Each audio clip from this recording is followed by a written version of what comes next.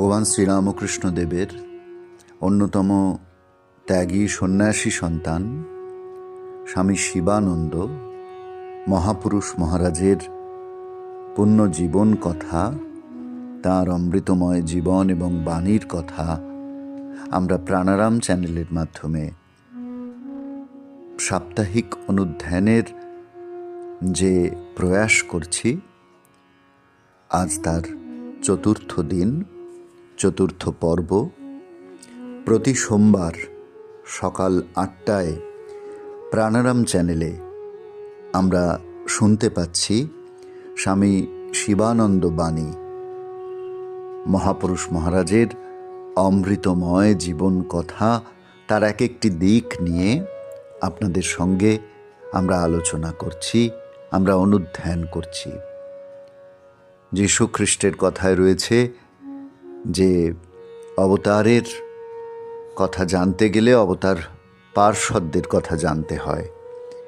ঠিক তেমনভাবেই শ্রীরামকৃষ্ণের পার্ষদদের কথা শোনা, তাদের রামকৃষ্ণময়তাকে ধ্যান করা, তাদের রামকৃষ্ণময় জীবনকে চিন্তন করা আমাদের আধ্যাত্মিক অনুশীলন, আমাদের প্রতিনিয়ত সেই চিন্তন সমৃদ্ধ করে আর হৃদ্য করে। তাই আমরা বারবার পার্ষদদের জীবন কথায় ফিরে যাই। আজকের পর্বে আমরা মহাপুরুষজির কথা আবারও আলোচনা করব। বেলুড় মঠে মহাপুরুষ মহারাজ রয়েছেন 1922-এর শেষের দিক। স্বামী ব্রহ্মানন্দ অর্থাৎ রাজা মহারাজ, তার দেহত্যাগ হয়েছে। তার 4-5 মাস পরে একদিন বিকেলবেলা জনৈক উচ্চপদস্থ রাজকর্মচারী মহাপুরুষ মহারাজের দর্শনের জন্য মঠে এলেন। তিনি অতি ভক্তিভাবে মহাপুরুষজির পাদবন্দনা করে মেঝের উপর বসলেন এবং নিজের পরিচয় দিয়ে বললেন, আমি প্রায় 3 বৎসর পূর্বে রাজা মহারাজকে প্রথম দর্শন করি এবং সে অবধি সুবিধা হলেই তাঁর নিকট আসতাম। তিনি আমায় খুবই দয়া করতেন এবং অনেক উপদেশ আদি দিতেন।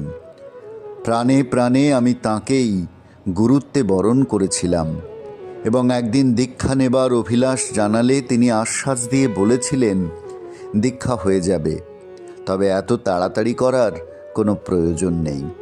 এখন যেমন বলে দিচ্ছি তেমনই করে যান, মন তৈরি হোক, তারপরে সব হবে। সেদিন তিনি সাধন ভজন সম্বন্ধে অনেক উপদেশাদি আমায় দিয়েছিলেন। সে অবধি তাঁর নির্দেশানুসারে জপ ধ্যান একটু একটু করতাম এবং মাঝে মাঝে তাঁকে দর্শন করে যেতাম। কিন্তু আমি এমনই অভাগা যে তাঁর কাছ থেকে দীক্ষা পাবার সৌভাগ্য আমার হলো না। এখন আমার প্রাণের ঐকান্তিক ইচ্ছা, আপনি কৃপা করে আমায় দীক্ষা দিন। আপনি তাঁর স্থলাভিষিক্ত, তাঁর আসনে বসেছেন, তাঁর শক্তি এখন আপনার ভিতর দিয়েই কাজ করছে। আপনি কৃপা করুন, আমায় বিমুখ করবেন না। এইভাবে সেই ভক্তটি মহাপুরুষ মহারাজের কাছে এসে দীক্ষার জন্য, মহাপুরুষ মহারাজের কৃপা পাওয়ার জন্য প্রার্থনা জানাচ্ছেন। খুব সুন্দর বিনতভাবে সেই ভক্ত কিন্তু বললেন। মহাপুরুষ মহারাজ এই ভক্তটিকে আগে কখনো দেখেননি, কিন্তু তবু তার এমনই একটি ভাব ছিল যে অচেনা হোক, দূরের মানুষ হন না কেন, তিনি তাদেরকে খুব সহজেই কাছে টেনে নিতে পারতেন। সেভাবেই আপনার জনের মতন তাকে সস্নেহে বললেন, আপনি মহাভাগ্যবান যে মহারাজের আশীর্বাদ লাভ করেছেন এবং তিনি দয়া করে আপনাকে অনেক উপদেশাদি দিয়েছেন। তিনি যা বলে দিয়েছেন তাই মন্ত্র বলে জানবেন, তাতেই আপনার অভীষ্ট সিদ্ধ হবে। কি অপূর্ব কথাটি দেখুন। মহাপুরুষজি বলছেন যে রাজা মহারাজ স্বামী ব্রহ্মানন্দ, তিনি ভগবান শ্রীরামকৃষ্ণের মানসপুত্র। তাই তার কথা সেটিই মন্ত্রের সমান। আলাদা করে মন্ত্র দীক্ষার প্রয়োজন নেই। তারপরেই তিনি বলছেন, আর আলাদা করে দীক্ষা নেবার কোনো প্রয়োজন আছে বলে তো আমার মনে হয় না। খুব কাতর প্রাণে ডাকুন, কেঁদে কেঁদে প্রার্থনা করুন, নিশ্চয়ই তাঁর দর্শন পাবেন এবং প্রয়োজন হলে তিনি আপনাকে দীক্ষাও দেবেন। তাঁর কৃপা অমোঘ। তিনি তো আর সাধারণ সিদ্ধগুরু নন, তিনি হলেন স্বয়ং ভগবানের পার্ষদ।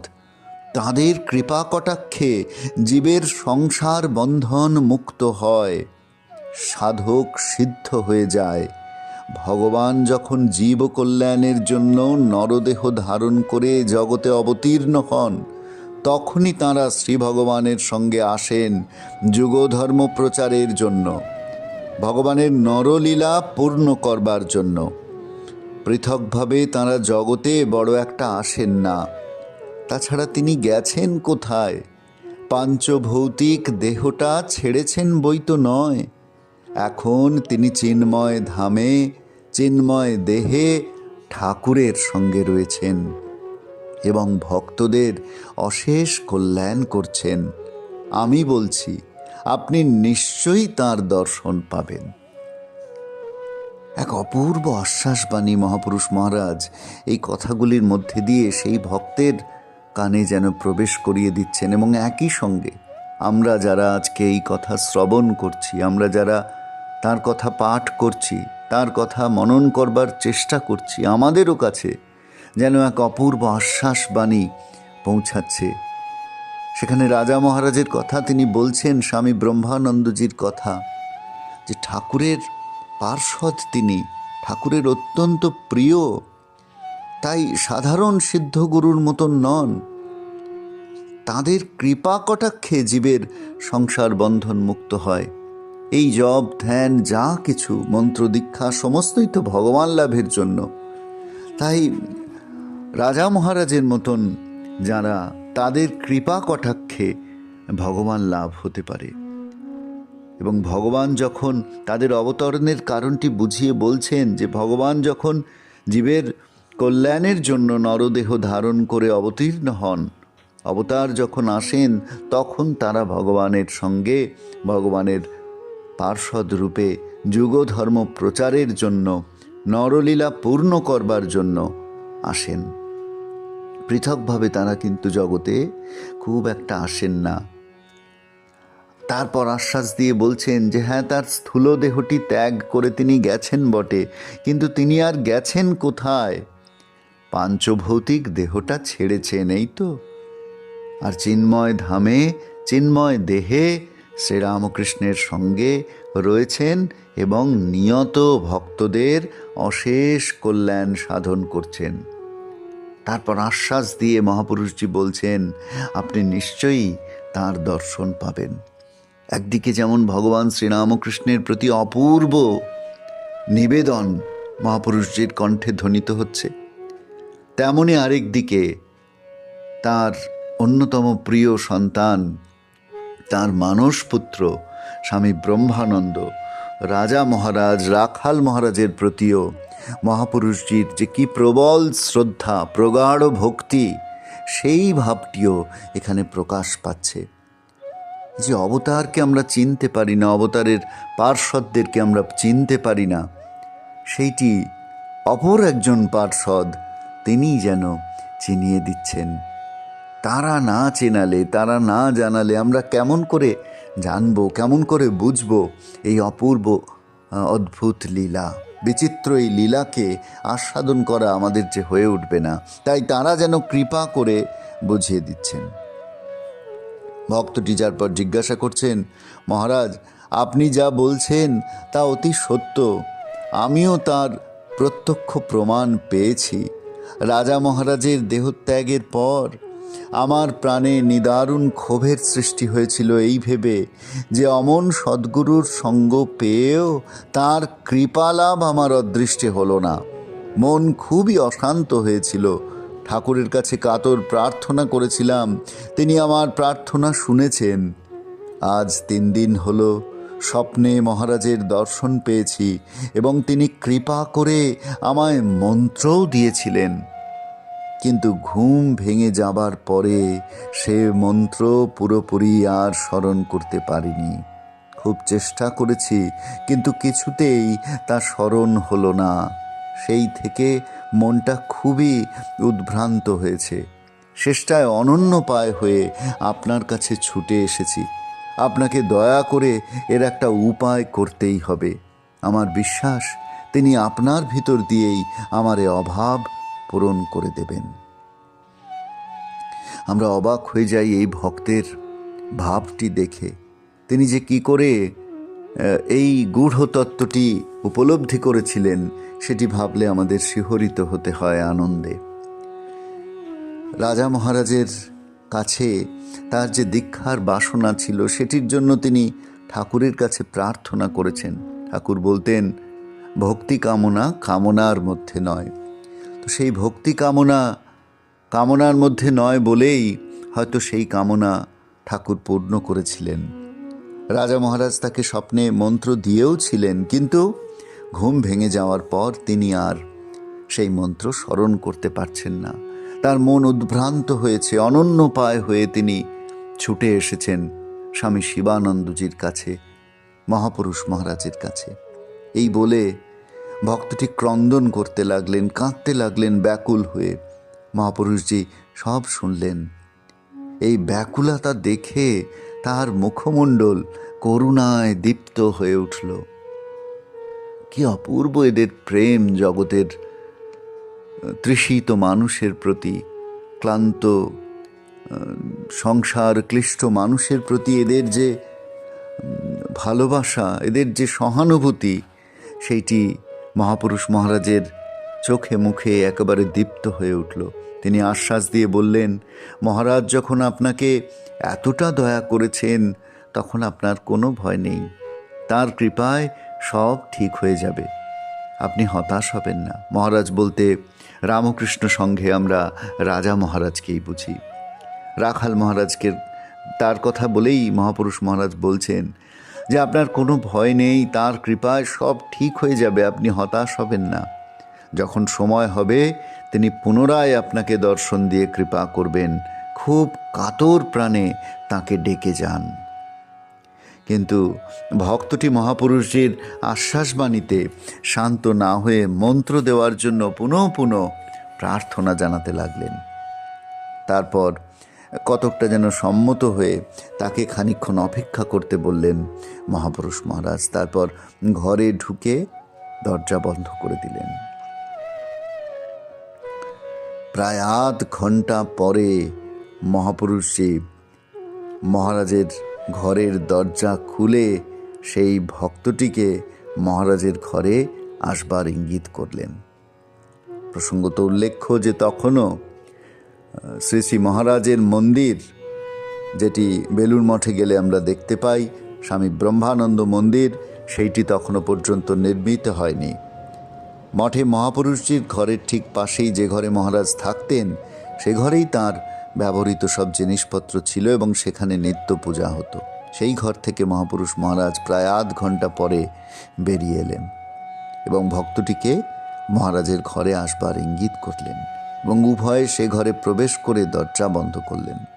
খানিকক্ষণ পরে মহাপুরুষজি একাই মহারাজের ঘর থেকে বেরিয়ে এসে নিজের তক্তপোষের ওপর চুপচাপ বসে রইলেন। ঘণ্টাখানেক পরে ভক্তটি সেই ঘর থেকে বেরিয়ে এসে মহাপুরুষজির চরণে সাষ্টাঙ্গ প্রণত হয়ে গদগদ স্বরে বললেন, আজ আমার জীবন ধন্য হয়ে গেল। স্বপ্নে রাজা মহারাজ যে মন্ত্র দিয়েছিলেন আপনিও সেই মন্ত্রই আমায় বলে দিলেন। এতে আমার বিশেষ আনন্দ হয়েছে। তিনি আপনার ভিতর রয়েছেন এ আমি প্রত্যক্ষ দেখতে পেয়েছি। এই আশীর্বাদ করুন যেন এই জীবনেই ইষ্ট দর্শন হয়। আমাদের ভাবতে ইচ্ছে করে যে ইষ্ট দর্শনের আর বাকি কি রইল।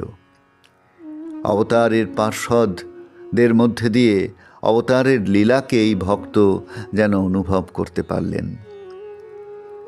স্বামী ব্রহ্মানন্দজির কৃপা লাভের জন্য তিনি ব্যাকুল হয়েছিলেন, কিন্তু তার স্থির বিশ্বাস ছিল যে স্বামী শিবানন্দজির কাছে এলেই স্বামী ব্রহ্মানন্দের কৃপা লাভ করা যাবে। এটিও উল্লেখ্য, এটিও খুব ভালো করে নিরীক্ষণ করবার মতন একটি বিষয় যে ভগবান শ্রীরামকৃষ্ণের পার্ষদগণ যে কেউ একে অপরের থেকে আলাদা নন, তারা সকলেই রামকৃষ্ণময়। রামকৃষ্ণ তন্ময়তাই তাদের একমাত্র সত্তা, একমাত্র পরিচয়। এই ভাবটিও ভক্তটি কিন্তু অনুধাবন করতে পেরেছেন এবং সেই ভাব নিয়েই তিনি স্বামী শিবানন্দের কাছে এসেছিলেন এবং তার আকুল প্রার্থনা দেখে, তার ব্যাকুল ক্রন্দন দেখে মহাপুরুষজির মন যেন গলে গেল এবং তিনি যেন কিছুক্ষণের তরে রাজা মহারাজ হয়ে উঠলেন। এটি বললে অত্যুক্তি করা হবে না। ভক্তটি অন্তত সেই রকমই বলছেন যে রাজা মহারাজ, আমাকে যে মন্ত্র স্বপ্নে দিয়েছিলেন আপনি সেই মন্ত্রই আমাকে দিলেন। আমি বুঝতে পারলাম যে আপনার ভিতর তিনিই রয়েছেন। রাজা মহারাজ যেন মহাপুরুষের শরীরে প্রবেশ করে গেছেন, তার মধ্যে দিয়ে তিনি যেন লীলা করছেন। অপূর্ব প্রসঙ্গ আমরা এই ছোট্ট ঘটনার মধ্যে দিয়ে সেটির উল্লেখ আজকে পেলাম। এভাবেই ভগবান শ্রীরামকৃষ্ণদেব এবং তার পার্ষদগণ নিত্যলীলা করে চলেছেন। মহাপুরুষজি তখন বলছেন, আপনি মহাভাগ্যবান। পূর্বজন্মার্জিত বহু সুকৃতি আছে বলেই আপনাকে মহারাজ নানাভাবে এত কৃপা করেছেন। এখন যে বস্তু পেলেন তা নিয়ে সাধন ভজনে ডুবে যান, আপনার অভীষ্ট সিদ্ধ হবে। প্রকৃত ভক্ত সর্বাবস্থায় শ্রী ভগবানের উপর নির্ভর করে বেড়ালের ছানার মতো পড়ে থাকে আর কেঁদে কেঁদে ডাকে, তার নিকট কাতর প্রার্থনা জানায়। তিনিই জানেন তার ভক্তকে কখন দর্শন দিতে হবে। তার শরণাগত হয়ে তার দুয়ারে পড়ে থাকুন আর কায় মনোবাক্যে পূর্ণ ভক্তি, বিশ্বাস ও প্রেম প্রীতির জন্য প্রার্থনা করুন। তিনি আপনার হৃদয় পূর্ণ করে দেবেন। ভগবান শ্রীরামকৃষ্ণদেব বলতেন, আমি মোলে ঘচিবে জঞ্জাল। এই মহাপুরুষ মহারাজের কথা যখন আমরা শুনি, যখন আমরা অনুধ্যান করি, এই আমির অস্তিত্ব আমরা যেন কোথাও তলিয়েও এতটুকু খুঁজে পাই না। এই যে ভক্তটিকে তিনি কৃপা করলেন, তারপরেও তিনি কিন্তু নিজের কথা বলছেন না, বলছেন রাজা মহারাজ আপনাকে কৃপা করেছেন। এখন যে বস্তু পেলেন তা নিয়ে আপনি সাধন ভজনে ডুবে যান। পথ নির্দেশ করে দিচ্ছেন, বলছেন বেড়ালের ছানার মতন পড়ে থাকা, কেঁদে কেঁদে ডাকা, কাতর হয়ে প্রার্থনা করা, শরণাগত হয়ে তার দুয়ারে পড়ে থাকা আর কায় ও মনোবাক্যে পূর্ণ ভক্তি, বিশ্বাস ও প্রেম প্রীতির জন্য প্রার্থনা করা, তার কাছে প্রার্থনা করা ব্যাকুল হয়ে, তিনিই হৃদয় পূর্ণ করে দেবেন। ভক্তটি তখন জানতে চাইছেন, ধ্যান জপ কিভাবে করব সে সম্বন্ধে একটু উপদেশ দিন। সংসারে নানা কাজের ভিতর সর্বদা জড়িত থাকতে হয়, তাছাড়া চাকরির দায়িত্বও ভীষণ। এসব বন্ধন থেকে মুক্ত হয়ে যাতে ভগবানকে ডাকতে পারি তাই আশীর্বাদ করুন। মহাপুরুষজি তখন বলছেন, আমাদের আশীর্বাদ তো আছেই, আপনাকেও একটু রোগ করে ভজন সাধনে লাগতে হবে। কি সুন্দর কথাটি খেয়াল করুন, আমাদের আশীর্বাদ তো আছেই। ভগবান শ্রীরামকৃষ্ণদেব কাশীপুর উদ্যান বাটিতে দাঁড়িয়ে জগতের জন্য আশীর্বাদ, তার আশীর্বাণী রেখে গেছেন। আশীর্বাদ করি তোমাদের চৈতন্য হোক। ঠিক একই রকমভাবে তার সন্তানেরা, তার পার্ষদেরা, তারাও আমাদের নিত্য আশীর্বাদ করে চলেছেন, যাতে আমাদের আধ্যাত্মিক জীবনের উন্নতি ঘটে, যাতে আমরা ভগবানের প্রতি প্রেম প্রীতি ভক্তি লাভ করতে পারি, যাতে আমরা ভগবৎ চিন্তনে জীবনকে আরও বেশি করে নিয়োজিত করতে পারি। তাদের আশীর্বাদ তো আমাদের উপর রয়েছে, কিন্তু আমাদেরকেও একটু রোগ করে লেগে পড়তে হবে ভজন সাধনে। যদি সেইটি না করি তাহলে তাদের আশীর্বাদকে আমরা ধারণ করব কেমন করে? সেই কথাটি যেন মহাপুরুষ মহারাজ বলছেন আজ যে মন্ত্র পেয়েছেন তাই নিয়মিতভাবে জপ করে যান, আর জপের সঙ্গে সঙ্গে খুব কাতরভাবে প্রার্থনা করবেন, প্রভু তোমার ধ্যান যাতে হয় আর তোমার শ্রীপাদপদ্মে মন যাতে লীন হয় তাই করে দাও। তিনি তাই করবেন নিশ্চয় জানবেন। তিনিই সকলের হৃদয়ের গুরু, পথপ্রদর্শক, প্রভু, পিতা, মাতা, সখা ও জীবের সর্বস্ব। সংসারে যাদের আমার আমার বলে লোক কাঁদছে তারা সবই দুদিনের, চিরসাথী একমাত্র তিনি। শ্রী শ্রীমা যেমন বলেছেন, আমি সত্য জননী। সেই কথাটি যেন মহাপুরুষ মহারাজের এই কথায় আমরা শুনতে পাই, সেই কথারই যেন প্রতিধ্বনি আমাদের কানে এসে পৌঁছায়। চিরসাথী একমাত্র তিনি। রবীন্দ্রনাথের গানে রয়েছে, চিরসখা হে বন্ধু আমার। তিনিই চিরসখা, তিনিই আমাদের চিরসাথী। সেই কথাটি মহাপুরুষ মহারাজ বলছেন। তিনি সকলের গুরু, পথপ্রদর্শক। সংসারের এই যে বন্ধুতা, সংসারের এই যে সম্পর্ক, এ সাময়িক, এ ক্ষণিকের তরে, তার সাথেই আমাদের চিরকালীন সম্পর্ক। তাই তার কাছে কাতরভাবে প্রার্থনা করতে হয়, প্রভু তোমার ধ্যান যাতে হয়, তোমার শ্রীপাদপদ্মে যাতে মনকে স্থির করতে পারি, মন যাতে লীন হয় তাই করে দাও। তারপর বলছেন, আপনি এক মনে খুব নাম জপ করে যান, দেখবেন ক্রমে আপনা হতেই ধ্যান হবে।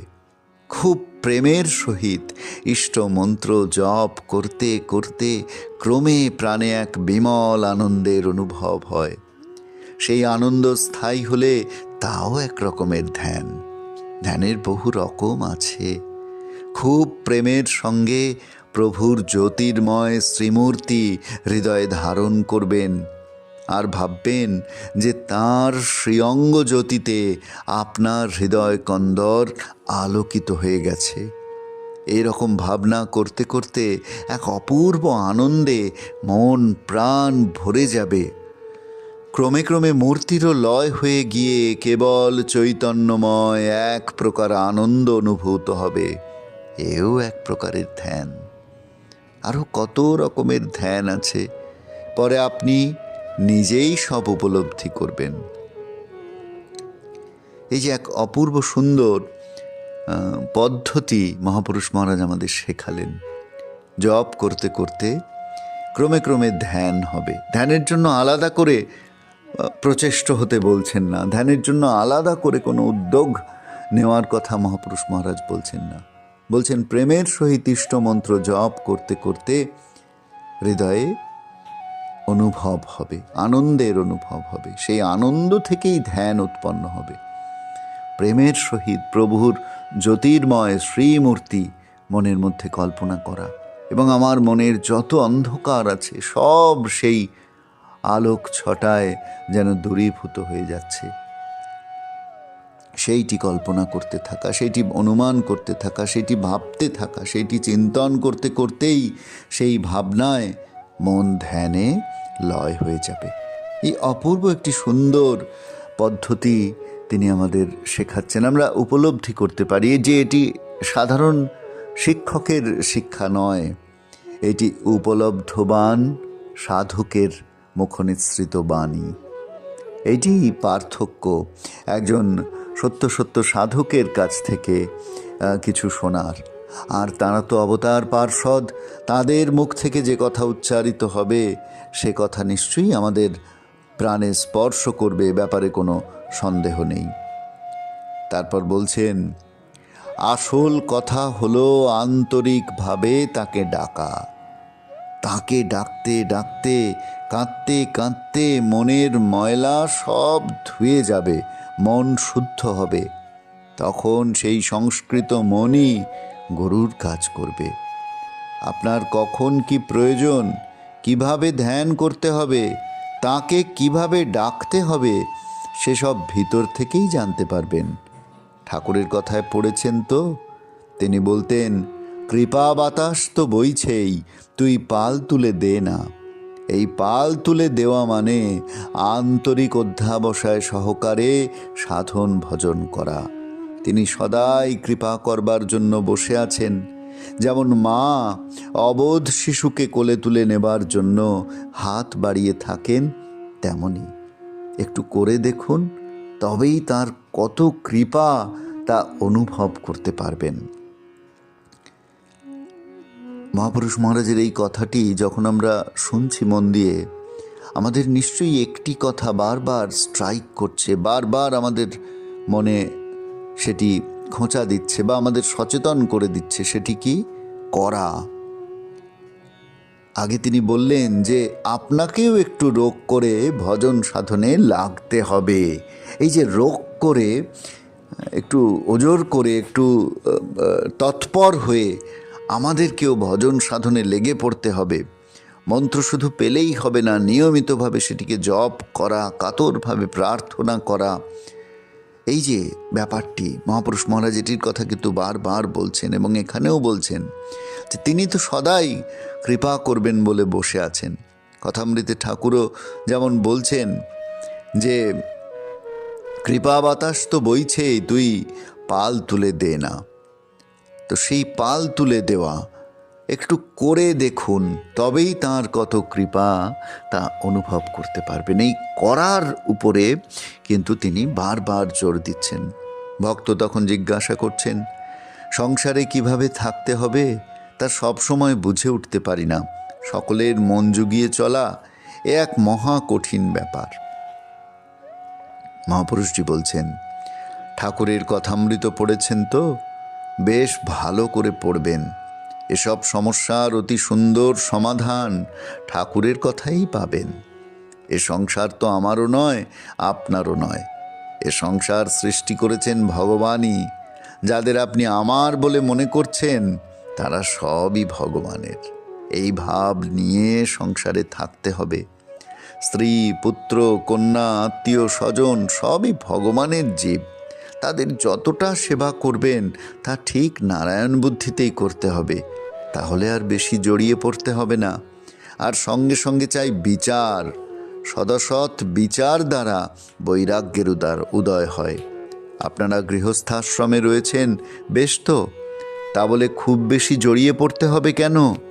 সকলের প্রতি যতটুকু কর্তব্য আছে ততটা অবশ্য করবেন, তাও সেবা জ্ঞানে। আপনার উপর তো ভগবানের অশেষ দয়া। কত লোক হা অন্ন করে পাগলের মতো ছুটে বেড়ায়, পেটের চিন্তায় অস্থির, ভগবানকে ডাকবে কখন? কিন্তু আপনার তো খাওয়া পড়ার ভাবনা করতে হয় না। এ কি কম দয়া? যারা ঠিক ঠিক ভক্ত, ভগবান তাদের সব সুবিধা করে দেন।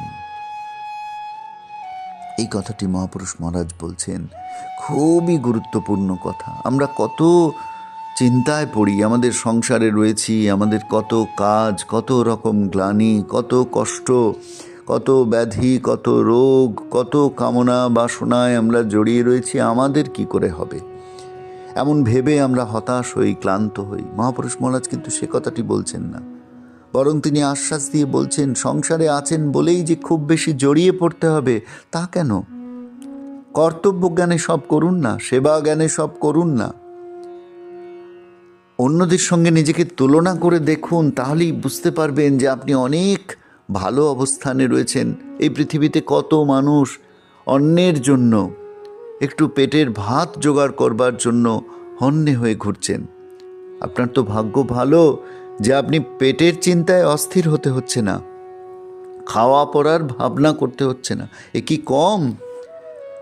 ঠিক ঠিক ভক্ত হলে ভগবান সব সুবিধে করে দেন। তাই নিজের অবস্থান সম্পর্কে কখনো হতাশ না হওয়া, কখনো নেতিবাচক চিন্তাকে মনে স্থান না দিয়ে, বরং যতটুকু পেয়েছি ভগবানের কৃপা আছে বলেই পেয়েছি, এই ভেবে সাধন ভজনের আনন্দে মশগুল হয়ে যাওয়া। এই কথাটি মহাপুরুষ মহারাজ আমাদের বলছেন এবং বলছেন যে ভগবত আনন্দের এক কণাও যদি কেউ পায় তো তার কাছে সংসার সুখ আলুনি বোধ হয়। ভগবতানন্দ আমরা পাইনি বলেই সংসারকে আমাদের এত আকর্ষণীয় বলে মনে হচ্ছে। একবার ভগবত আনন্দের সন্ধান যদি আমরা করে নিতে পারি, তাহলে কিন্তু এই সংসার সুখ তখন আলুনি বোধ হবে, সংসারে জড়িয়ে পড়ার ভয়ও আর থাকবে না। এই যে সার কথাটি মহাপুরুষ মহারাজ স্মরণ করিয়ে দিচ্ছেন বারবার, এবং সংসারে থাকতে গেলে কেমনভাবে থাকতে হবে সে কথাটিও বারবার বলছেন। রোগ করে লেগে পড়ে থাকার কথা বলছেন, আশ্বাস দিয়ে বলছেন যে একদিনে সব হয় না, রোগ করে লেগে পড়ে থাকুন, ক্রমে সব হবে। আর মাঝে মাঝে মঠে আসবেন, এখানে অনেক সাধু আছেন, সাধু সঙ্গ করবেন। সাধুদের দর্শন করলেও প্রাণে ভগবত ভাবের উদ্দীপন হয়। ভগবান শ্রীরামকৃষ্ণদেব এই কথাই তো বলতেন, তাই না? তো আমাদের নিশ্চয়ই মহাপুরুষ মহারাজের কথা শুনতে শুনতে সে কথা স্মরণ হচ্ছে যে ঠাকুরও বারবার সাধুসঙ্গের কথা বলতেন। মঠে মন্দিরে যাওয়া কেন না, এই সাধুদের দর্শন করবার জন্য, সাধুসঙ্গ করবার জন্য। তারপর মহাপুরুষ মহারাজ আবার বলছেন, সাধন ভজন করতে করতে মনে কোনো সন্দেহের উদয় হলে আমায় জিজ্ঞাসা করতে পারেন। ঠাকুর তো সেই জন্যই আমাদের এখানে রেখেছেন। তবে কি জানেন, সিনসিয়ারিটি, আন্তরিকতা থাকলে বেশি সন্দেহ আসে না। আর এলেও তিনি ভিতর থেকেই সব জানিয়ে দেন। সরলতা, আন্তরিকতা ও পবিত্রতা, এই হলো ধর্মজীবনের প্রধান ভিত্তি। পড়েছেন তো, রত্নাকর দস্যু মরা মরা জপ করে সিদ্ধ হয়ে গেলেন। গুরুবাক্যে বিশ্বাস, বালকের মতো বিশ্বাস চাই। যত সন্দেহ কেবল বাইরে, কিন্তু মন যখন অন্তর্মুখ হয়, ক্রমে অন্তরতম প্রদেশে চলে যায়, তখন খালি আনন্দ। ভগবত প্রেমে হৃদয় ভরে যায়। অবশ্য সব সন্দেহের নিরাশ ভগবত দর্শন না হলে হয় না। যত ভগবানের কাছে যাব আমরা, ততই যে আমরা আনন্দে পূর্ণ হব, এই কথাটি মহাপুরুষ মহারাজ আমাদের স্মরণ করিয়ে দিয়ে বলছেন। তত আমাদের বিশ্বাস বাড়বে, তত আমাদের সন্দেহ দূর হবে, তত আমরা সরল হব, আন্তরিক হব, পবিত্র হব। এইটি ধর্মজীবনের প্রধান ভিত্তি। বাহ্যিক আচার অনুষ্ঠানকে অতটি গুরুত্ব দিচ্ছেন না মহাপুরুষ মহারাজ। এই যে অন্তরের পবিত্রতা, অন্তরের সরলতা, অন্তরের আন্তরিক হয়ে ওঠা, এই রোগ করে নিজের সাধন ভজনের দিকে মনটিকে সংহত করা, সেদিকে আরও বেশি নিজেকে নিয়োজিত করা, এইটির ওপরেই যেন জোর দিচ্ছেন।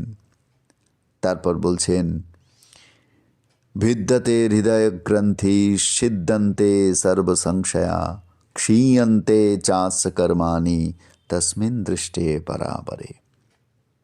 সেই কার্য এবং কারণরূপী ব্রহ্ম দর্শন করলে দ্রষ্টার হৃদয় গ্রন্থি বিনষ্ট হয়ে যায়, সর্বপ্রকার সংশয় ছিন্ন হয়ে যায় এবং তার কর্মরাশি ক্ষয়প্রাপ্ত হয়। ভগবত দর্শনের মধ্যে দিয়েই আমাদের যাবতীয় সন্দেহ দূর হয়ে যায়, সমস্ত গ্লানি দূর হয়ে যায়, আমরা আনন্দে একেবারে সুস্নাত হতে পারি। আনন্দ রসের সেই সন্ধান মহাপুরুষ মহারাজ যেন আমাদের দিচ্ছেন। আজকের এই কথার মধ্যে দিয়ে আমরা ভগবানের কাছে প্রার্থনা করি আমাদেরও এভাবেই সব সংশয় দূর হয়ে যাক। আর মহাপুরুষ মহারাজ যেটি বারবার আজকের এই কথায় আমরা পেলাম, যেটি বলছেন, রোগ করে সাধন ভজন করা, খুব করে লেগে পড়ে সাধন ভজনটুকু আমরা যেন আমাদের যেটুকু কর্তব্য সেটুকু যেন করতে পারি। বাকি ভগবানের কৃপার জন্য প্রার্থনা করা, তার কৃপা হলে আমাদের মধ্যে প্রেম, প্রীতি, ভগবানের প্রতি ভালোবাসা নিশ্চয়ই জন্মাবে। এই পূর্ণ আশ্বাস তিনি আমাদের দিচ্ছেন। অবতার পার্ষদের এই আশ্বাসকে বুকে সম্বল করে আমরা আজকের পাঠ এখানেই শেষ করছি এবং আশা করছি আজকের এই অনুধ্যান, যেটি প্রাণারাম চ্যানেলের মাধ্যমে আমাদের কাছে পৌঁছনোর সুযোগ আমরা পাচ্ছি, সেই অনুধ্যান আমাদের সকলকে আধ্যাত্মিক সম্পদে পরিপূর্ণ করে তোলার ক্ষেত্রে সহায়তা করবে। জয় শ্রীরামকৃষ্ণ।